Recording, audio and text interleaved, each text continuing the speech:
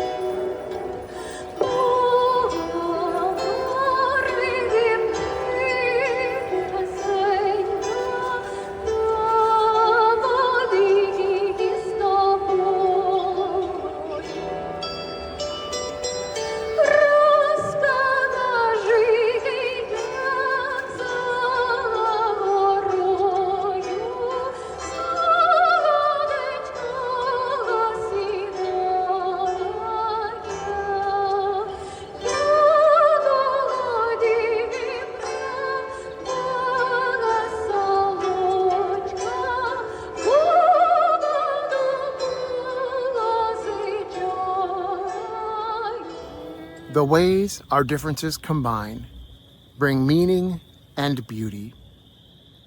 Hi, I'm Christian Nielsen, and I'm so glad you've joined me for another installment of The Path of Beauty. Those were the words of Mr. Spock from Star Trek, the original series, and they speak a lot to our time. You know, a few weekends ago, my wife and I went to the International Festival in St. Paul, which we had the Festival of Nations in St. Paul for many, many years until the pandemic hit. And like a lot of those festivals, it went away, but it was back. And after all of the ugliness, the anti-DEI rhetoric, the racist rhetoric that's come from some of our leaders, the ICE invasion of Minnesota, targeting our immigrant and particularly Black and brown neighbors, after all of that, it was so refreshing to see all of these cultures come together in their own uniqueness and distinctness, but also in a sort of oneness.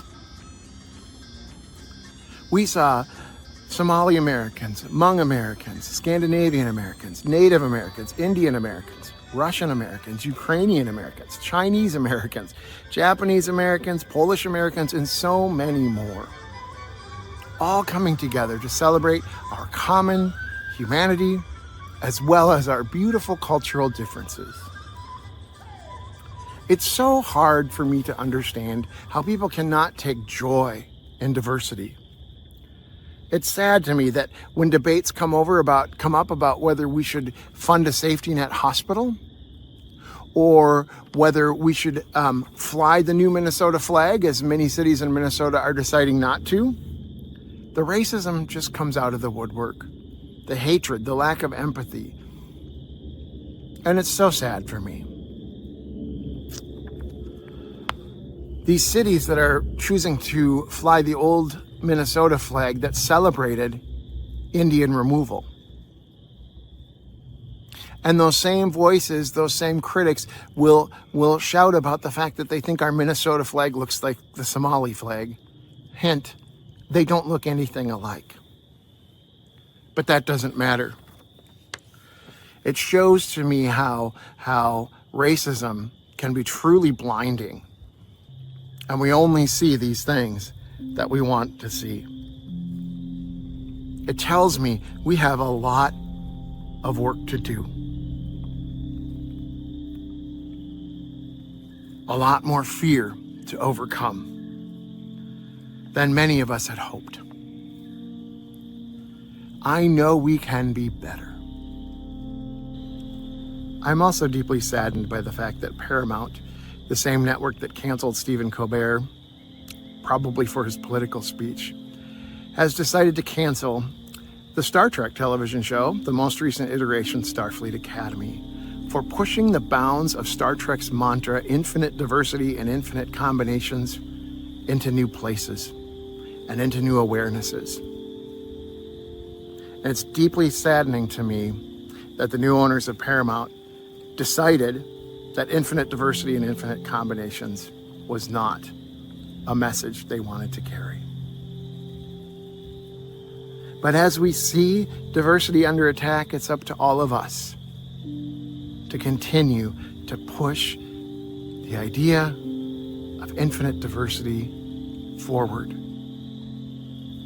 because we can't go back. We'll hear from Gene Roddenberry a little bit later.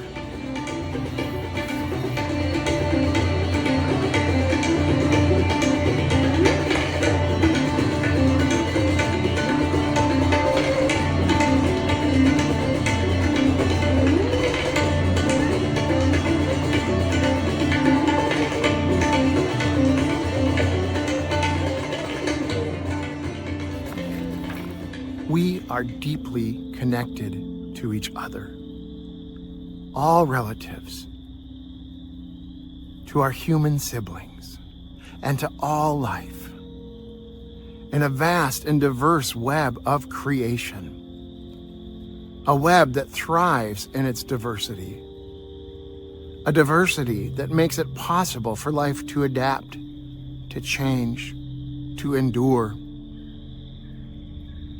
Each being, each human being and being is made in love to love and be loved. Made in the image of beauty, in the image of the divine, in the image of each other. Each of us growing, each of us learning, each of us becoming. Each of us offering different views on what it means to be human. Differing glimpses of the truth of who we are through a glorious spectrum of being. Differing pieces of the rich tapestry of humanity. Different ideas about how we belong to each other and how we are a part of each other. We have commonalities we share that connect us. We have to see that. But we should also see differences and celebrate those differences. Differences that add texture to the human experience, that can add vibrance to our lives and new rhythms to our dance. When we gloss over differences, we cannot see people as they truly are and their beautiful contributions to our existence. And we overlook the wisdom that other perspectives can bring. We exist together in a circle of interbeing. Everything we think, everything we perceive, each action we take is connected to everything and everyone else. What we do affects others, and what they do affects us. Fear is a natural reaction to what we don't understand. It has kept us alive as a species, but it also holds us back. Fear can keep us from seeing each other. It can cause us to want to retreat from each other, to build walls, to see difference as a threat, to see others as less than human. And when that happens, especially when powerful forces exploit this fear, bad things always happen. When we only see each other through a glass darkly, we can't help but be afraid. But these separations are an illusion. They're artificial, created by our own fear, manipulated by media and leaders who benefit from these artificial separations. But when we move past fear, we can see beauty. We can find connection. We can let go of our apprehension. To see difference in the other as a strength, not a weakness. We each have our own sacred journey through this life. We may follow different paths and come from different places, but we are walking toward home together. We have short lives, lives that are too short to live in hate, to live in fear, to be more worried about what others have than what we can give. Lives that are too short to not explore our world in humility and in curiosity. Not to take, but to receive. May we walk this world together in peace. May we walk this world together in compassion and loving kindness.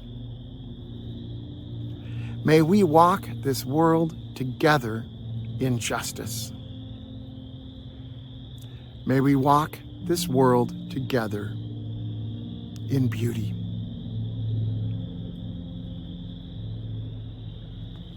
And we close with the words of Gene Roddenberry, creator of Star Trek.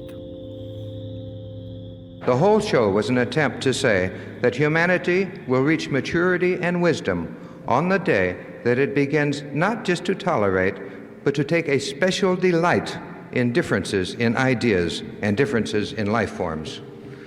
We tried to say that the worst possible thing that can happen to all of us is for the future to somehow press us into a common mold where we begin to act and talk and look and think alike.